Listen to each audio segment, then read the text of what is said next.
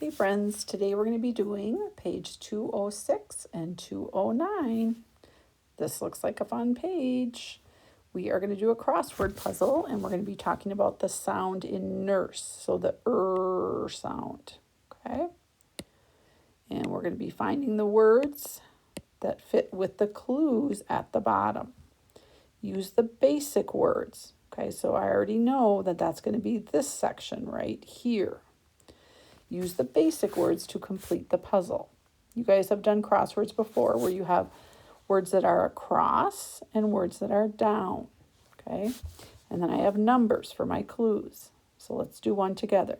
The first one says an item of clothing. I'm starting on the across side. Which one of our words is an item of clothing? So I'm going to start reading. Nurse, work, shirt. Shirt is an item of clothing, isn't it? So I'm going to go up and see, and if your word doesn't fit, then you don't have the right word, right? So number one, across is shirt.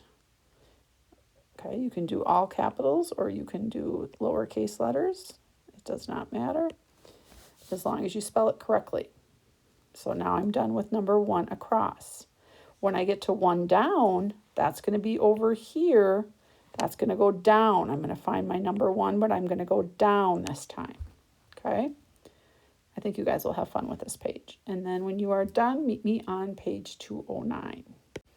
All right, you guys are getting good at these. This is our proofreading for spelling.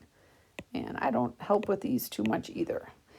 There are a couple times some people will send me their homework and they will have not found all the words. Okay, it's not a choice to just like leave off the ones that you can't find. You need to keep looking for them, okay?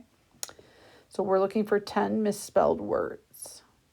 All right, so I'm looking at the date. The date looks okay.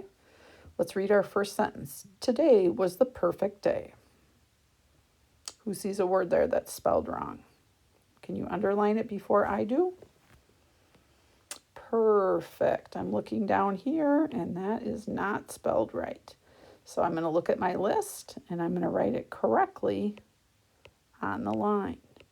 Sometimes, by the way, you'll get to a sentence and there might not be one in there, okay? And it doesn't matter what order you put them in on the bottom. Like let's say you find as many as you can and then you can't find one. Then you just go back and find that one and write it down at the end. Doesn't matter the order they're in on the bottom, as long as I can see them underlined and then they're written on the lines below. All right, thanks guys.